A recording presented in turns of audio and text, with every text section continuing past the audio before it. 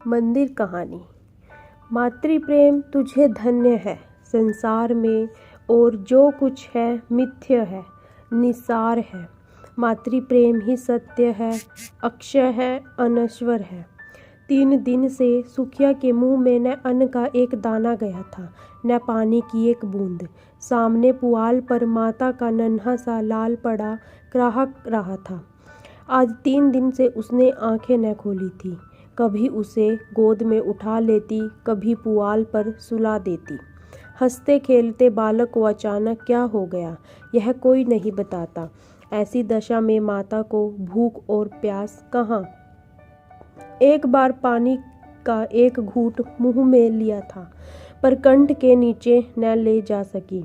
इस दुखिया की विपत्ति का वार पार न था। साल भर के भीतर 2 बालक गंगा जी की गोद में सौंप चुकी थी। पतिदेव पहले ही सिधार हो चुके थे।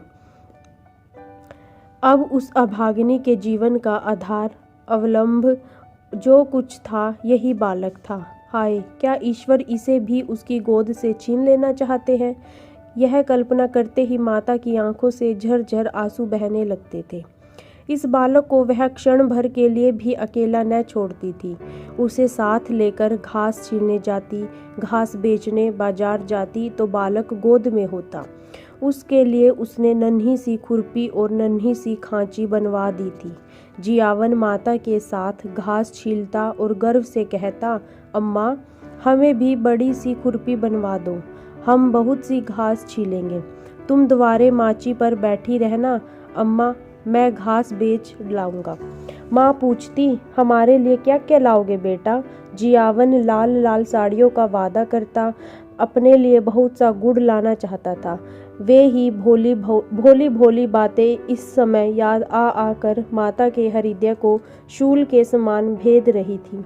जो बालक को देखता यही कहता कि किसी की ढीठ है, पर किसकी ढीठ है। इस विधवा का भी कोई वैरी है। अगर उसका नाम मालूम हो जाता तो सुखिया जाकर उसके चरणों पर गिर पड़ती और बालक को उसकी गोद में रख देती। क्या उसका हृदय दया से न पिघल जाता। पर नाम कोई नहीं बताता। हाय, किससे पूछे, क्या करे। 3 पहर रात बीत चुकी थी। सुखिया का चिंता व्यथित चंचल मन कोठे कोठे दौड़ रहा था।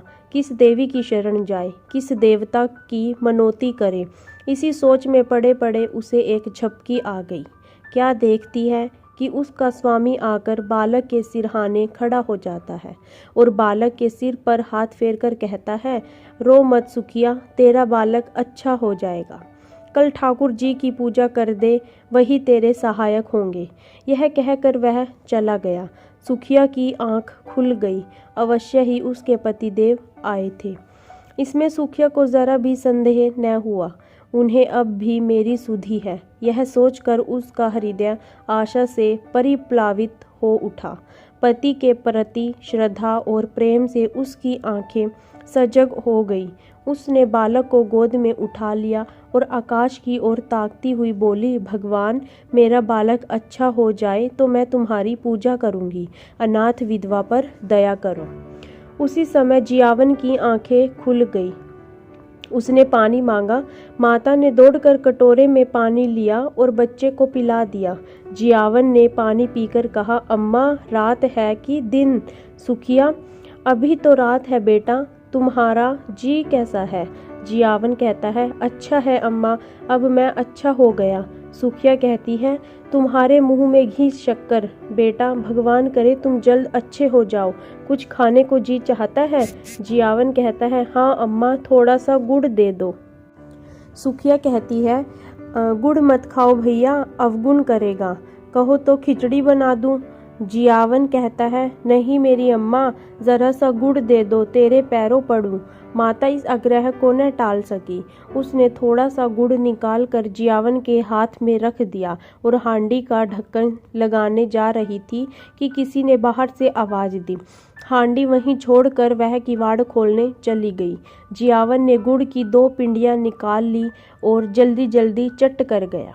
दिन भर जियावन की तबीयत अच्छी रही। उसने थोड़ी सी खिचड़ी खाई, 2-1 बार धीरे धीरे द्वार पर भी आया और हम जोलियों के साथ खेल न सकने पर भी उन्हें खेलते देखकर उसका जी बहल गया। सुखिया ने समझा बच्चा अच्छा हो गया। 2-1 दिन में जब पैसे हाथ में आ जाएंगे तो वह एक दिन ठाकुर जी की पूजा करने चली जाएगी। जाड़े के दिन झाड़ू बहारू, नहाने धोने और खाने पीने में कट गई, मगर जब संध्या समय फिर जियावन का जी भारी हो गया तब सुखिया घबरा उठी। तुरंत मन में शंका उत्पन्न हुई कि पूजा में विलंब करने से ही बालक फिर मुरझा गया है। अभी थोड़ा सा दिन बाकी था। बच्चे को लेटाकर वह पूजा का सामान तैयार करने लगी। फूल तो जमींदार के बगीचे में मिल गए। तुलसी दल द्वार ही पर था, पर ठाकुर जी के भोग के लिए कुछ मिष्ठान तो चाहिए, नहीं तो गांव वालों को बांटेगी क्या? चढ़ाने के लिए कम से कम 1 आना तो होना चाहिए। सारा गांव छान आई, कहीं पैसे उधार न मिले। अब वह हताश हो गई। हाय रे अदिन, कोई 4 आने पैसे भी नहीं देता। आखिर उसने अपने हाथों के चांदी के कड़े उतारे और दौड़ी हुई बनिए की दुकान पर गई। कड़े गिरो रखे, बताशे लिए और दौड़ी हुई घर आई। पूजा का सामान तैयार हो गया तो उसने बालक को गोद में उठाया और दूसरे हाथ में पूजा की थाली लिए मंदिर की ओर चली। मंदिर में आरती का घंटा बज रहा था। 10-5 भक्तजन खड़े स्तुति कर रहे थे। इतने में सुखिया जाकर मंदिर के सामने खड़ी हो गई। पुजारी ने कहा, क्या है रे, क्या करने आई है? सुखिया चबूतरे पर आकर बोली, ठाकुर जी की मनौती की थी महाराज, पूजा करने आई हूँ। पुजारी जी दिन भर जमींदार के असामियों की पूजा किया करते थे और शाम सवेरे ठाकुर जी की। रात को मंदिर में ही सोते थे। मंदिर में ही आपका भोजन भी बनता था, जिससे ठाकुर द्वारे की सारी अस्तरकारी काली पड़ गई थी। स्वभाव के बड़े दयालु थे, निष्ठावान ऐसे कि चाहे कितनी ही ठंड पड़े, कितनी ही ठंडी हवा चले, बिना स्नान किए मुंह में पानी तक न डालते थे। अगर इस पर भी उनके हाथों और पैरों में मैल की मोटी तह जमी हुई थी तो इसमें उनका कोई दोष न था। बोले तो क्या भीतर चली आएगी, हो तो चुकी पूजा, यहाँ आकर भरभस्ट करेगी। एक भक्तजन ने कहा, ठाकुर जी को पवित्र करने आई है। सुखिया ने बड़ी दीनता से कहा, ठाकुर जी के चरण छूने आई हूँ सरकार, पूजा की अब सब सामग्री लाई हूँ। पुजारी कहता है, कैसी बेसमझी की बात करती है रे, कुछ पगली तो नहीं हो गई है? भला तू ठाकुर जी को कैसे छुएगी? सुखिया को अब तक कभी ठाकुर द्वारे में आने का अवसर न मिला था। आश्चर्य से बोली, सरकार, वह तो संसार के मालिक हैं, उनके दर्शन से तो पापी भी तर जाता है, मेरे छूने से उन्हें कैसे छूत लग जाएगी? पुजारी कहता है, अरे तू चमारिन है कि नहीं रे? सुखिया कहती है, तो क्या भगवान ने चमारों को नहीं सिरजा है? चमारों का भगवान कोई और है? इस बच्चे की मनौती है सरकार। इस पर वही भक्त महोदय, जो अब स्तुति समाप्त कर चुके थे, डपट कर बोले, मार के भगा दो चुड़ैल को, पर भरभस्ट करने आई है, फेंक दो थाली वाली। संसार में तो आप ही आग लगी हुई है, चमार भी ठाकुर जी को पूजा करने लगेंगे तो पृथ्वी रहेगी कि रसातल को चली जाएगी। दूसरे भक्त महाशय बोले, अब बेचारे ठाकुर जी को भी चमारों के हाथ का भोजन करना पड़ेगा। अब परल्या होने में कुछ कसर नहीं है। ठंड पड़ रही थी, सुखिया खड़ी कांप रही थी और यहाँ धर्म के ठेकेदार लोग समय की गति पर आलोचनाएं कर रहे थे। बच्चा मारे ठंड के उसकी छाती में घुसा जाता था। बच्चा मारे ठंड के उसकी छाती में घुसा जाता था, किंतु सुखिया वहाँ से हटने का नाम न लेती थी। ऐसा मालूम होता था कि उसके दोनों पांव भूमि में गड़ गए हैं। रह रह कर उसके हृदय में ऐसा उद्गार उठता था कि जाकर ठाकुर जी के चरणों पर गिर पड़े। ठाकुर जी क्या इन्हीं के हैं? हम गरीबों का उनसे कोई नाता नहीं है। ये लोग कौन होते हैं रोकने वाले? पर यह भय होता था कि इन लोगों ने कहीं सचमुच थाली वाली फेंक दी तो क्या करूँगी। दिल में ऐंठ कर रह जाती थी। सहसा उसे एक बात सूझी। वह वहाँ से कुछ दूर जाकर एक वृक्ष के नीचे अंधेरे में छिपकर इन भक्तजनों के जाने की राह देखने लगी। आरती और स्तुति के पश्चात भक्तजन बड़ी देर तक श्रीमद् भागवत का पाठ करते रहे। उधर पुजारी जी ने चूल्हा जलाया और खाना पकाने लगे। चूल्हे के सामने बैठे हुए हूँ हूँ करते जाते थे और बीच बीच में टिप्पणियाँ भी करते जाते थे। 10 बजे रात तक कथा वार्ता होती रही और सुखिया वृक्ष के नीचे ध्यान अवस्था में खड़ी रही। सारे भक्त लोगों ने एक एक करके घर की राह ली। पुजारी जी अकेले रह गए। अब सुखिया आकर मंदिर के बरामदे के सामने खड़ी हो गई, जहां पुजारी जी आसन जमाए बटलोई का क्षुधावर्धक मधुर संगीत सुनने में मगन थे। पुजारी जी ने आहट पाकर गर्दन उठाई तो सुखिया को खड़ी देखा। चिढ़कर बोले, क्यों रे, तू अभी तक खड़ी है? सुखिया ने थाली जमीन पर रख दी और एक हाथ फैलाकर भिक्षा प्रार्थना करती हुई बोली, महाराज जी, मैं अभागिनी हूँ। यही बालक मेरे जीवन का अलम है। मुझ पर दया करो। 3 दिन से इसने सिर नहीं उठाया। तुम्हें बड़ा जस होगा महाराज जी। यह कहते कहते सुखिया रोने लगी। पुजारी जी दयालु तो थे, पर चमारिन को ठाकुर जी के समीप जाने देने का अश्रुतपूर्व घोर पातक वह कैसे कर सकते थे। न जाने ठाकुर जी इसका क्या दंड दे। आखिर उनके भी बाल बच्चे थे। कहीं ठाकुर जी कुपित होकर गांव का सर्वनाश कर दे तो बोले, घर जाकर भगवान का नाम ले, तेरा बालक अच्छा हो जाएगा। मैं यह तुलसी दल देता हूँ, बच्चे को खिला दे, चरणामृत उसकी आंखों में लगा दे। भगवान चाहेंगे तो सब अच्छा ही होगा। सुखिया, ठाकुर जी के चरणों पर गिरने न दोगे महाराज जी। बड़ी दुखिया हूँ। उधार काढ़ कर पूजा की सामग्री जुटाई है। मैंने कल सपना देखा था, महाराज जी की ठाकुर जी की पूजा कर, तेरा बालक अच्छा हो जाएगा। तभी दौड़ी आई हूँ। मेरे पास 1 रुपया है, वह मुझसे ले लो, पर मुझे एक क्षण भर ठाकुर जी के चरणों पर गिर लेने दो। इस प्रलोभन ने पंडित जी को एक क्षण के लिए विचलित कर दिया, किंतु मूर्खता के कारण ईश्वर का भय उनके मन में कुछ कुछ बाकी था। संभल कर बोले, अरे पगली, ठाकुर जी भक्तों के मन का भाव देखते हैं कि चरण पर गिरना देखते हैं। सुना नहीं है, मन चंगा तो कठौती में गंगा। मन में भक्ति न हो तो लाख कोई भगवान के चरणों पर गिरे, कुछ न होगा। मेरे पास एक जंतर है, दाम तो उसका बहुत है, पर तुझे 1 ही रुपये में दे दूंगा। उसे बच्चे के गले में बांध देना, बस कल बच्चा खेलने लगेगा। सुखिया कहती है, ठाकुर जी की पूजा न करने दोगे? पुजारी कहता है, तेरे लिए इतनी ही पूजा बहुत है। जो बात कभी नहीं हुई वह आज मैं कर दूं और गांव पर कोई आफत विपत आ पड़े तो क्या हो? इसे भी तो सोचो। तू यह जंतर ले जा, भगवान चाहेंगे तो रात ही भर में बच्चे का क्लेश कट जाएगा।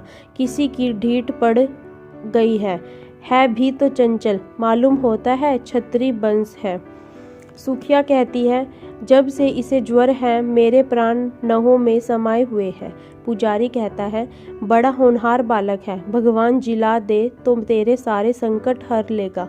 यहाँ तो बहुत खेलने आया करता था, इधर 2-3 दिन से नहीं देखा था। सुखिया कहती है, तो जंतर कैसे बांधूंगी महाराज? पुजारी कहता है, मैं कपड़े में बांध देता हूँ, बस गले में पहना देना। अब तू इस बेला नवीन बस्तर कहाँ खोजने जाएगी? सुखिया ने 2 रुपये में पर कड़े गिरो रखे थे। एक पहले ही भंज चुका था, दूसरा पुजारी जी को भेंट किया और जंतर लेकर मन को समझाती हुई घर लौट आई। सुखिया ने घर पहुंचकर बालक के गले में जंतर बांध दिया, पर ज्यों-ज्यों रात गुजरती थी उसका ज्वर भी बढ़ता जाता था, यहाँ तक कि 3 बजते बजते उसके हाथ पांव शीतल होने लगे। पर तब वह घबरा उठी और सोचने लगी, हाय, मैं व्यर्थ ही संकोच में पड़ी रही और बिना ठाकुर जी के दर्शन किए चली आई। अगर मैं अंदर चली जाती और भगवान के चरणों पर गिर पड़ती तो कोई मेरा क्या कर लेता?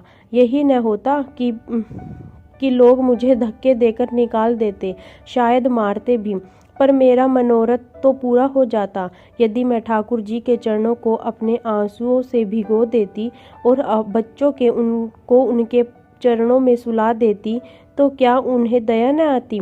वह तो दयामय भगवान है, दीनों की रक्षा करते, क्या मुझ पर दया न करते? यह सोचकर सुखिया का मन अधीर हो उठा। नहीं, अब विलंब करने का समय न था। अब अवश्य जाएगी और ठाकुर जी के चरणों पर गिर कर रोएगी। उस अबला के आशंकित हृदय का अब इसके सिवा और कोई अवलंब, कोई आसरा न था। मंदिर के द्वार बंद होंगे तो वह ताले तोड़ डालेगी। ठाकुर जी क्या किसी के हाथों बिक गए हैं कि कोई उन्हें बंद कर रखे? रात के 3 बज गए थे। सुखिया ने बालक को कंबल से ढांप कर गोद में उठाया, एक हाथ में थाली उठाई और मंदिर की ओर चली। घर से बाहर निकलते ही शीतल वायु के झोंकों से उसका कलेजा कांपने लगा। शीत से पांव शिथिल हुए जाते थे। उस पर चारों ओर अंधकार छाया हुआ था। रास्ता 2 फरलांग से कम न था। पगडंडी वृक्षों के नीचे नीचे गई थी। कुछ दूर दाहिनी ओर तक एक पोखरा था, कुछ दूर बांस की कोठियां। पोखरे में एक धोबी मर गया था और बांस की कोठियों में चुड़ैलों का अड्डा था। बाईं ओर हरे भरे खेत थे। चारों ओर सन हो रहा था। अंधकार साए साए कर रहा था। सहसा गीदड़ों ने कर्कश स्वर में हुआ करना शुरू किया। हाय, अगर कोई उसे 1 लाख रुपए देता तो भी इस समय वह यहाँ न आती। पर बालक की ममता सारी शंकाओं को दबाए हुए थी। हे भगवान, अब तुम्हारा ही आसरा है। यह जपती वह मंदिर की ओर चली जा रही थी। मंदिर के द्वार पर पहुंचकर सुखिया ने जंजीर टटोल कर देखी। ताला पड़ा हुआ था। पुजारी जी बरामदे से मिली हुई कोठरी में किवाड़ बंद किए सो रहे थे। चारों ओर अंधेरा छाया हुआ था। सुखिया चबूतरे के नीचे से एक ईंट उठा लाई और जोर जोर से ताले पर पटकने लगी। उसके हाथों में न जाने इतनी शक्ति कहाँ से आ गई थी। 2 ही 3 चोटों में ताला और ईंट दोनों टूटकर चौखट पर गिर पड़े। सुखिया ने द्वार खोल दिया और अंदर ही जाना चाहती थी कि पुजारी किवाड़ खोलकर हड़बड़ाए हुए बाहर निकल आए और चोर चोर का गुल मचाते गांव की ओर दौड़े। जाड़ों में प्रायः पहर रात रहे ही लोगों की नींद खुल जाती है। यह शोर सुनते ही कई आदमी इधर उधर से लालटेने लिए हुए निकल पड़े और पूछने लगे, कहाँ है, किधर गया? पुजारी कहता है, मंदिर का द्वार खुला पड़ा है, मैंने खट खट की आवाज़ सुनी। सहसा सुखिया बरामदे से निकलकर चबूतरे पर आई और बोली, चोर नहीं है, मैं हूँ, ठाकुर जी की पूजा करने आई थी, तभी तो अंदर गई भी नहीं, मार हल्ला मचा दिया। पुजारी ने कहा, अब अनर्थ हो गया। सुखिया मंदिर में जाकर ठाकुर जी को भ्रष्ट कर आई। फिर क्या था, कई आदमी झल्लाए हुए लपके और सुखिया पर लातों और घूंसों की मार पड़ने लगी। सुखिया एक हाथ से बच्चे को पकड़े हुए थी और दूसरे हाथ से उसकी रक्षा कर रही थी। एकाएक बलिष्ठ ठाकुर ने उसे इतनी जोर से धक्का दिया कि बालक उसके हाथ से छूटकर जमीन पर गिर पड़ा, मगर वह न रोया, न बोला, न सांस ली। सुखिया भी गिर पड़ी थी। संभल कर बच्चे को उठाने लगी तो उसके मुख पर नजर पड़ी। ऐसा जान पड़ा मानो पानी में परछाई हो। उसके मुंह से एक चीख निकल गई। बच्चे का माथा छू कर देखा, सारी देह ठंडी हो गई थी। एक लंबी सांस खींचकर वह उठ खड़ी हुई। उसकी आंखों में आंसू न आए। उसका मुख क्रोध की ज्वाला से तमतमा उठा। आंखों से अंगारे बरसने लगे। दोनों मुठियां बंद गई। दांत पीस कर बोली, पापियों, मेरे बच्चे के प्राण लेकर दूर क्यों खड़े हो? मुझे भी क्यों नहीं उसी के साथ मार डालते? मेरे छू लेने से ठाकुर जी को छूत लग गई। पारस को छू कर लोहा सोना हो जाता है, पारस लोहा नहीं हो सकता। मेरे छूने से ठाकुर जी अपवित्र हो जाएंगे। मुझे बनाया तो छूत नहीं लगी। लो, अब कभी ठाकुर जी को छूने नहीं आऊंगी। ताले में बंद रखो, पहरा बैठा दो। हाय, तुम्हें दया छू भी नहीं गई। तुम इतने कठोर हो, बाल बच्चे वाले होकर भी तुम्हें एक अभागिन माता पर दया न आई। तिस पर धर्म के ठेकेदार बनते हो। तुम सब के सब हत्यारे हो, निपट हत्यारे हो। डरो मत, मैं थाना पुलिस नहीं जाऊंगी। मेरा न्याय भगवान करेंगे। अब उन्हीं के दरबार में फरियाद करूंगी। किसी ने चूं न की, कोई मिनमिनाया तक नहीं। पाषाण मूर्तियों की भांति सब के सब सिर झुकाए खड़े रहे। इतनी देर में सारा गांव जमा हो गया था। सुखिया ने एक बार फिर बालक के मुंह की ओर देखा। मुंह से निकला, हाय मेरा लाल। फिर वह मूर्छित होकर गिर पड़ी। प्राण निकल गए। बच्चे के लिए प्राण दे दिए। माता, तू धन्य है। तुझ जैसी निष्ठा, तुझ जैसी श्रद्धा, तुझ जैसा विश्वास देवताओं को भी दुर्लभ है।